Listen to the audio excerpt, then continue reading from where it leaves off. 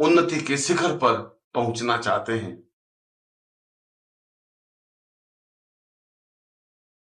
जो जीवन में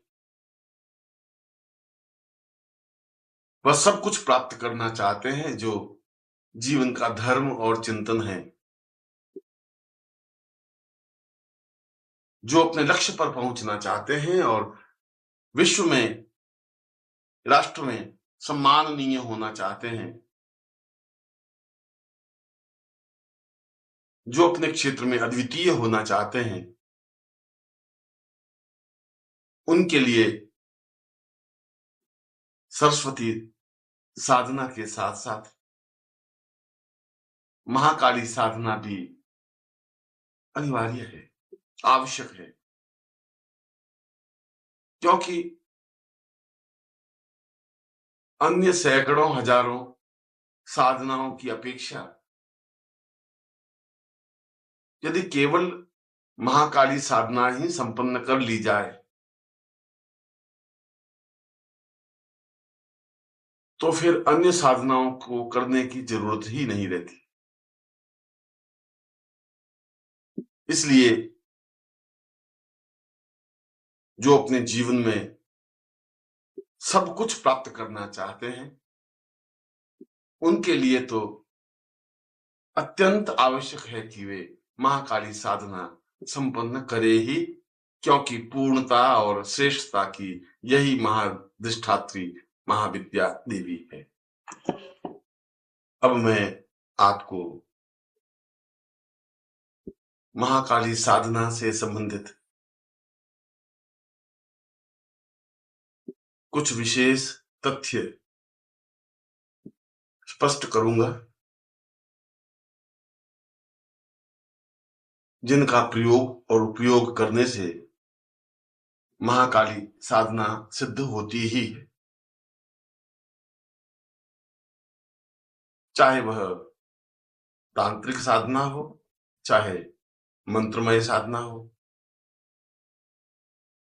चाहे योगिक साधना हो, चाहे वैदिक साधना हो। महाकाली साधना के बारे में तो 5-7 बिंदु स्पष्ट ही है। यह साधना कृष्ण पक्ष की किसी तिथि से या अमावस्या से या शनिवार की रात्रि से प्रारंभ करें तो ज्यादा उचित रहता है।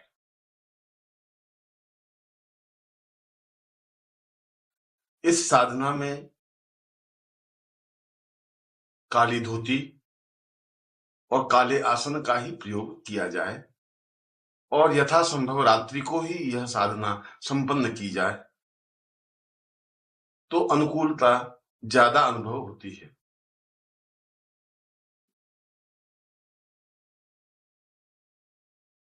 इस साधना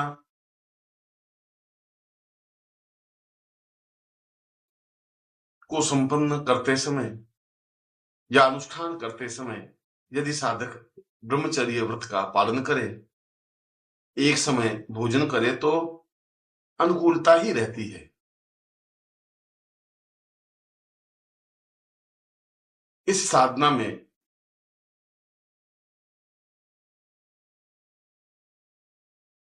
अस्थियों की माला अथवा हकीक माला का प्रयोग किया जाना चाहिए और यदि काले हकीक की माला प्राप्त हो जाए अथवा सर्प अस्थियों की माला प्राप्त हो जाए तो वह ज्यादा उत्तम रहती है।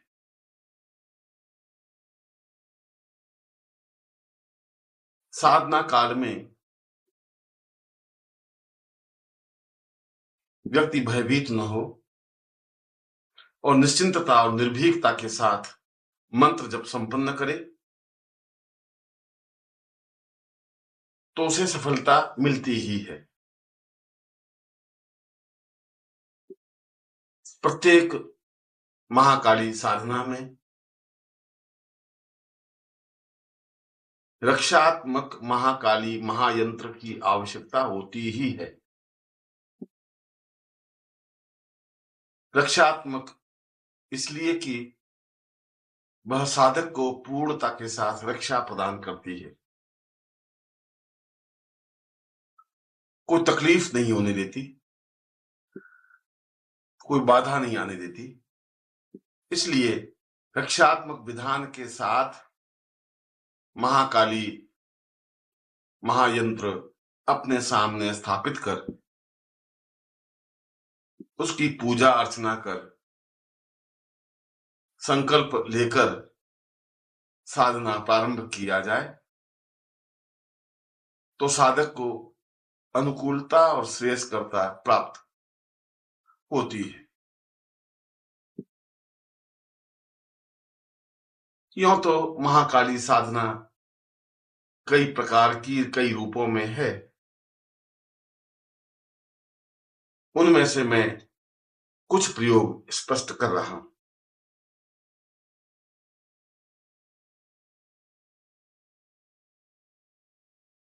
पहला प्रयोग तो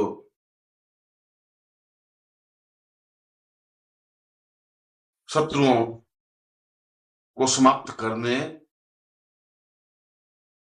और पूर्ण विजय प्राप्त करने से संबंधित प्रयोग है। वह चाहे मुकदमे में सफलता से संबंधित हो, वह चाहे शत्रुओं पर प्रहार करने से संबंधित हो, वह चाहे शत्रुओं को समाप्त करने से संबंधित हो, जीवन में शत्रु रहे ही नहीं, शत्रु परास्त हों और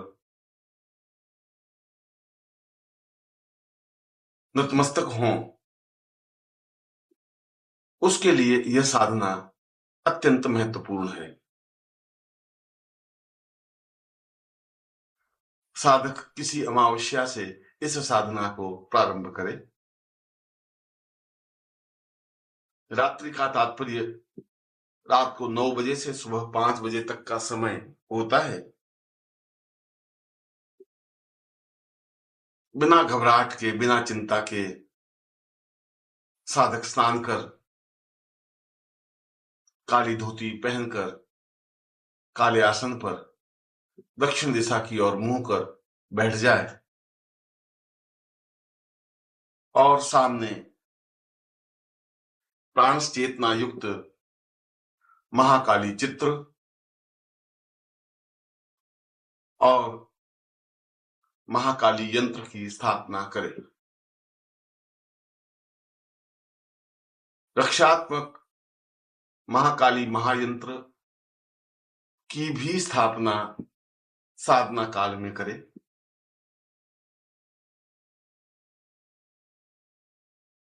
फिर सामान्य रूप से महाकाली के स्वरूप का पूजन करे, नैवेद्य समर्पित करे, स्वयं के ललाट पर सिंदूर का तिलक करे और हाथ में जल लेकर संकल्प करे कि मैं अमुक शत्रु या अमुक के स्थान पर शत्रु का नाम ले, और यदि शत्रु एक से ज्यादा हो तो उनका नाम ले, अथवा समस्त शत्रु शब्द का प्रयोग करें। मैं समस्त शत्रुओं को समाप्त करने, उनके मन से शत्रु भाव समाप्त करने, उन्हें नतमस्तक करने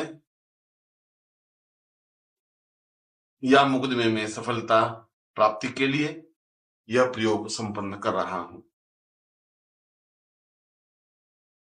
इसमें साधक स्वयं अपना गोत्र, अपना नाम उच्चारित करे कि मैं अमुक नाम का साधक अमुक कार्य के लिए यह अनुष्ठान प्रारंभ कर रहा हूं। फिर सामने तेल का बड़ा सा दीपक प्रज्वलित करें। इसमें किसी भी प्रकार के तेल का प्रयोग हो सकता है। और फिर सर्प अस्थियों की माला से या काले हकीक की माला से मंत्र जप प्रारंभ करें। यह अनुष्ठान 8 दिन का है। अमावस्या से प्रारंभ कर अष्टमी को समाप्त करें और नित्य 51 माला मंत्र जप संपन्न करें।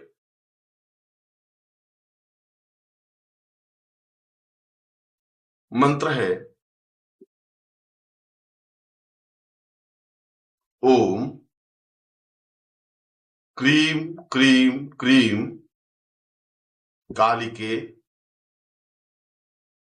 क्लीम क्लीम क्लीम सर्वशत्रूणां प्रहारय भंजय मारय विस्फोटय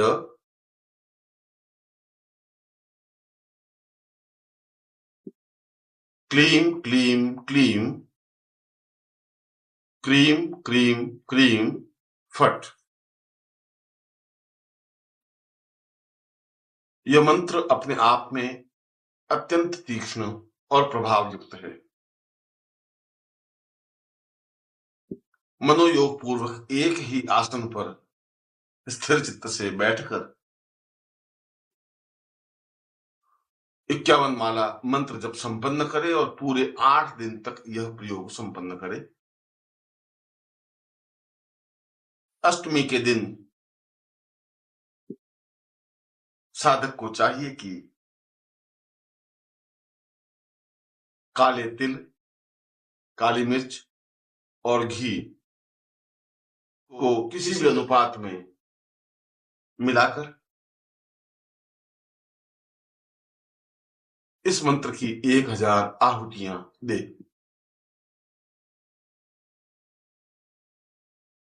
काली मिर्च कितनी मिलाएं या घी कितना मिलाएं, ऐसा कोई विधान नहीं है। और यज्ञ समाप्ति के बाद 5 या 11 कन्याओं को भोजन कराए, यथोचित दान, वस्त्र आदि दे। ऐसा करने पर यह साधना संपन्न मानी जाती है।